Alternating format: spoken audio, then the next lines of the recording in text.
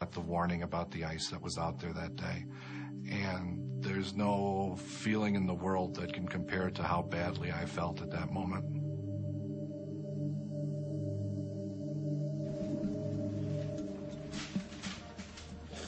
Greg Fife knows that controllers had put several other planes into a holding pattern near Chicago.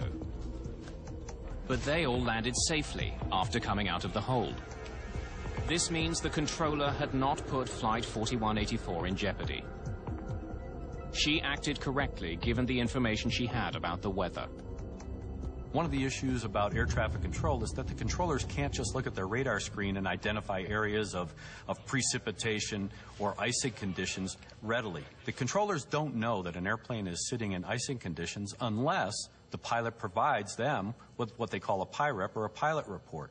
So if the crew, in this case 4184, doesn't provide that information to the controller, then the controller doesn't know that an icing event actually is occurring out there.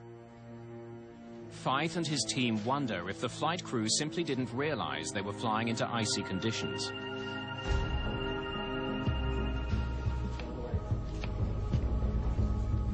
The plane's cockpit voice recorder provides the answer. Can I get the boys anything? Ariel? You don't have a hard job. You have it pretty easy. Hey, bro. Getting busy with the ladies back here? Oh. At first glance, the crew's behavior seems unprofessional and undisciplined. The first officer was listening to some music. We knew that there were a lot of non-aviation things going on. One of the most contentious elements was how did that affect the crew's performance and their awareness to the situation that was starting to develop. Well, it's much nicer now, flaps 15. Yeah. Showing some ice now. But 9 minutes before the crash, the crew had noticed their plane was picking up ice. The pilots must have been aware they were flying through an area of aircraft icing. You haven't heard any more from this controller chick, huh? No, not a word.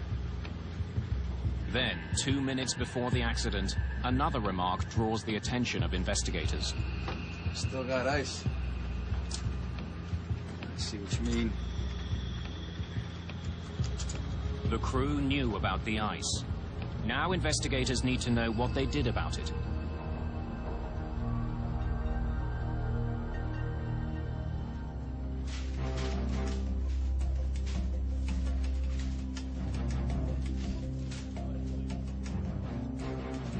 The ATR-72 is equipped with sophisticated de-icing devices. It's crucial to know what the crew did about the ice buildup on their wings. This time, the flight data recorder provides the answers. Almost 17 minutes before the crash, something sets off the master caution warning. It could signal a problem in one of the plane's systems. It could also mean the electronic ice detector is picking up the presence of ice. The flight data recorder shows investigators that in response to the alert, Captain Aguiar turned the plane's de-icing system to its maximum setting.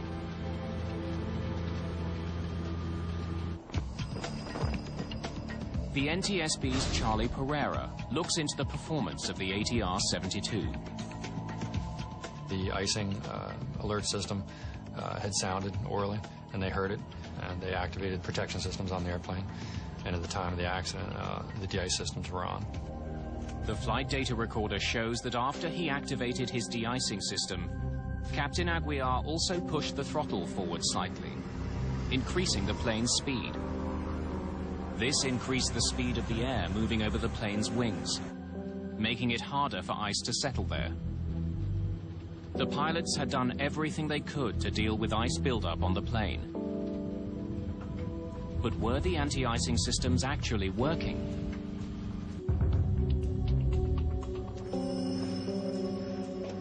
The shattered remains of that de-icing system are now the main focus of the investigation. The airplane was designed in France by a group of French and Italian companies. The de-icing system was part of that design. So the components were made by small French vendors who were located around the countryside, and then they were assembled there in Toulouse into the final airplane.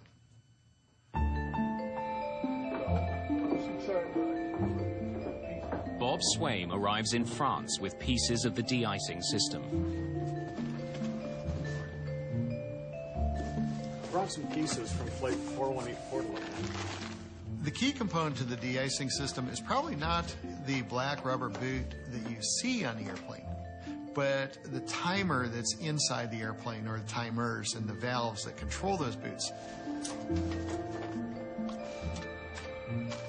The force of the crash has left telltale markings called index marks.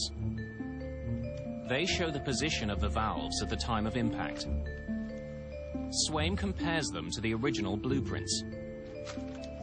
Does anything seem out of the ordinary?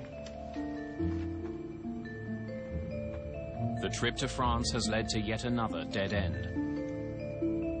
There was nothing wrong with the plane's de-icing system. Thanks a lot. Appreciate it. Thank you. Investigators are puzzled. Showing some ice now. If the crew knew they had ice on their wing and their de-icing system was working, why did the plane crash? Other pilots think they know the answer and decide to speak out. Their decision will dramatically change the course of this investigation. 3 weeks after the crash near Roselawn, Indiana, American Eagle pilot Steve Frederick distributes a warning. It says the ATR-72 fleet operated by American Eagle is dangerous in icing conditions. It claims American Eagle pilots have pleaded with the airline and regulators to do something about it, but to no effect. I drafted and distributed a brochure in Chicago O'Hare Airport, which essentially warned people about the problems with the ATR aircraft and made an outreach to the public in order to try and get something done because nothing was happening. Steve Frederick has more than a professional interest in the crash of Flight 4184. Co-pilot Jeff Gagliano was his close friend. They graduated from flight school together. Gagliano's death has hit him hard. He made the comment one time that he would probably wind up dying because of ice in an ATR. And it was eerily prophetic. A month after the crash, pilot frustration over the ATR's airworthiness boils over. A group of a dozen pilots refuse to fly, citing risky weather. The airline is forced to cancel flights. And then Steve Frederick goes one step further. He voices his concerns on a U.S. network morning show. We were told this airplane will try and kill you. If you get too slow in ice, the airplane will have a nasty tendency to go out of control. When I came back to flying after my appearance on Good Morning America, I was summarily suspended without pay.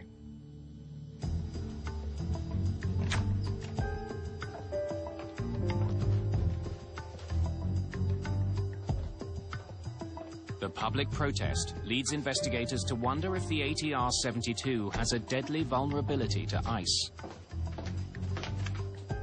Merci. Investigator Charlie Pereira visits the ATR's French manufacturer, Aerospatiale, to learn more about the plane's history. We embarked on a research effort to try to identify all previous ATR 42 and 72 roll control incidents. He finds a disturbing pattern. And about five of those were found to be similar after the fact in our review to the Roselawn case. One such incident took place in December 1988 in Mosinee, Wisconsin. An American Eagle ATR 42 had been preparing to land in icy conditions at central Wisconsin Airport. The airplane was on approach in severe icing conditions, described as freezing drizzle and freezing rain. Captain Mike Bodak was the pilot that day. We were just on the last two legs of our trip before we'd be done with work. and we were doing our descent. Everything was proceeding normally.